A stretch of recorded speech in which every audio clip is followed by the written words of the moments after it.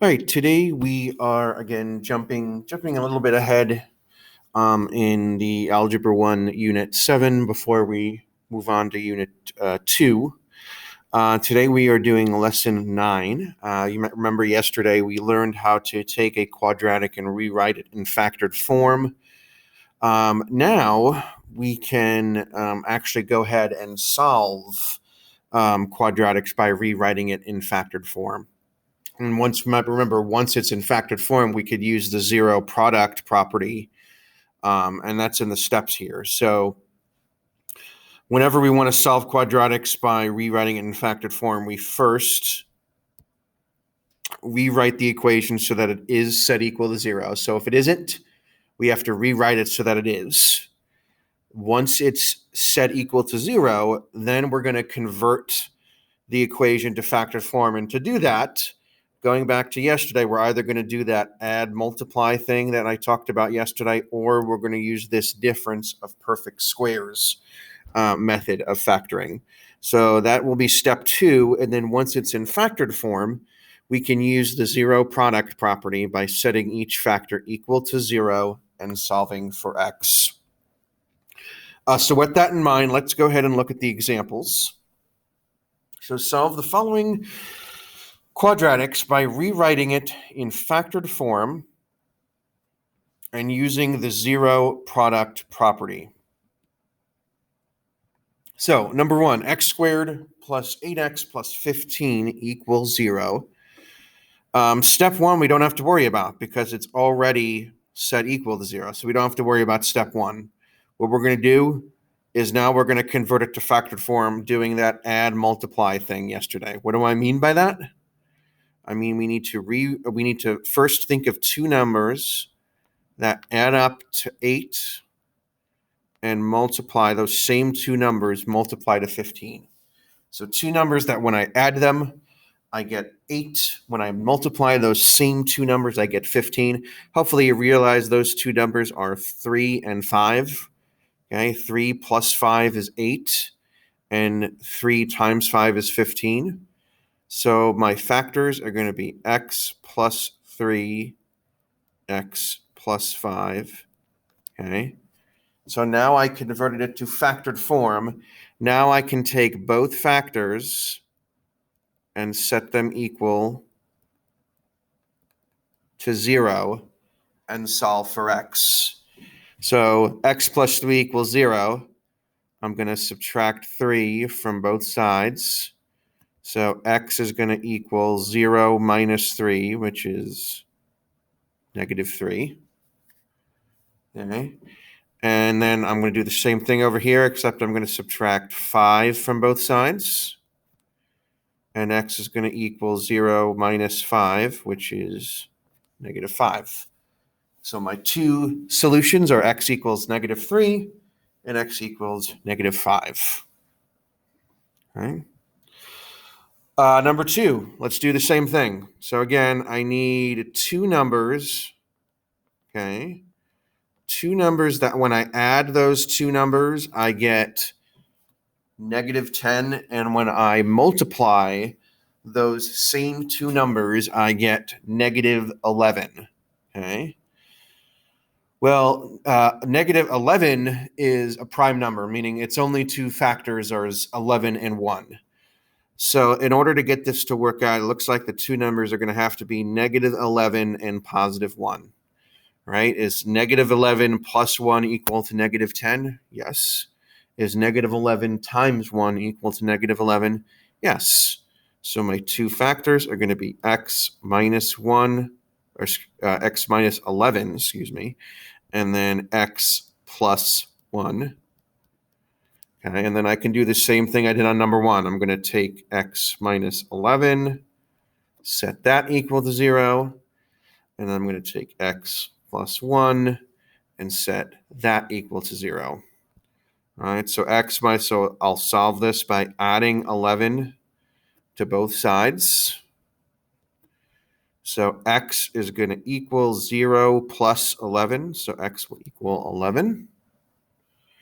And then this one I'll solve by minusing 1 from both sides of the equal sign. So x is going to equal 0 minus 1. So x will equal negative 1.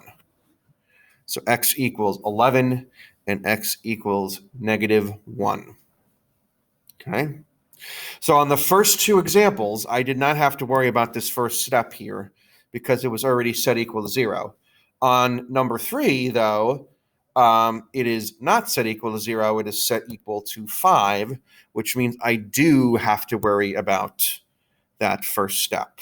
Okay, so I have to rewrite it so that instead of saying equals 5, I need to rewrite it so that it equals 0 at the end. So in order to do that, I need to subtract 5, right? Because 5 minus 5 is 0. But in order, if I subtract 5 from one side, I got to subtract 5 on the other side. So the question is, which term am I going to line up the minus 5 under? And I'm going to line up the minus 5 here because that's a whole number and that's a whole number. So 12 minus 5 is 7. Okay, so I'll bring everything else down, and this becomes x squared minus 8x plus 7 equals 0. Okay, now it's set equal to 0, which means I can do my add multiply thing.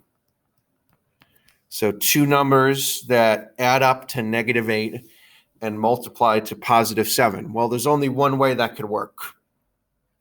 Okay, the numbers will be negative 7 and negative 1, because negative 7 plus negative 1 is negative 8. And then negative 7 times negative 1, negative times a negative, that will be a positive 7. So my factors are going to be x minus 7, x minus 1 equals 0. Okay, so then I'll go ahead and set each factor equal to 0. So on this one, I will add 7 to both sides. So x will equal 0 plus 7. And the second factor, I will add 1 to both sides. So x will equal 0 plus 1. So x equals 7 and x equals 1.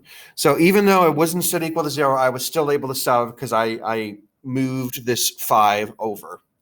Okay. So that's number 3. Number 4, I have x squared minus 49 equals 0. So for that one, I'm not going to do the add multiply thing. Okay, I'm actually going to do my difference of perfect squares. Okay, it's already set equal to 0. So to convert it to factor form, I'm going to do this difference of perfect squares. All right, how do I know that? Because I know that the square root of x squared is x, right? And I know that the square root of 49 is 7. And I notice that there's subtraction. So it is the difference of two perfect squares. So my two factors are going to be x plus 7, okay, and x minus 7. All right, and I'm going to do the same thing I've been doing. So I'm going to take x plus 7 and set that equal to 0. And I'm going to take x minus 7 and set that equal to 0. And hopefully you'll notice what happens is I'll subtract 7 from both sides over here. So I'll get x equals 0 minus 7. So x equals negative 7. And over here, I will add 7 to both sides. So x will equal 0 plus 7.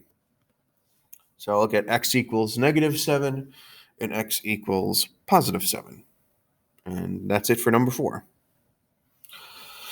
Okay, number 5. Last example, notice it's not set equal to 0.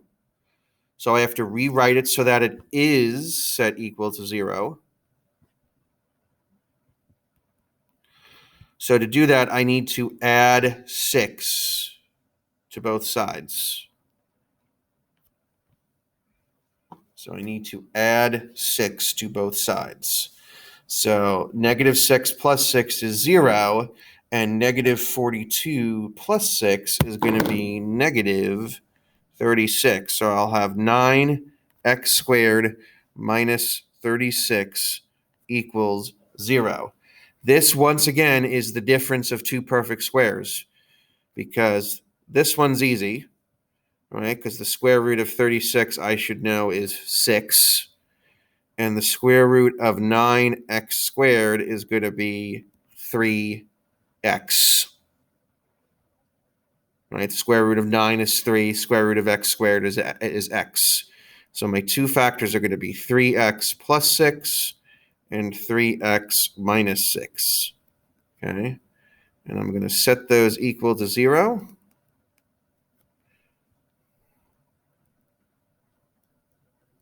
And hopefully I have enough room here. So 3x plus 6 equals 0. I'm going to subtract 6 from both sides. So 3x equals negative 6. Okay, and I'm going to finish that off by dividing both sides by 3. So x is going to equal negative 6 divided by 3 is negative 2. And on this side, I'm going to add 6 to both sides. So I'll end up with 3x equals positive 6. So when I divide those two sides by 3, I'm just going to get x equals positive 2. So x equals negative 2 and x equals positive 2. All right. So your cool down today, and let's take a look at your cool down real quick. Your cool down will be 3 examples. Okay. Two of the problems will involve. Two of the examples will be like the first 3 here. So where you have to do your add and multiply thing. And then your third example will be like the last 2. So you'll have 3 problems total. 2 of them will be like these, and 2 of them will be like these. Okay. Obviously, reach out to me if you have any questions, but that is it for today's lesson.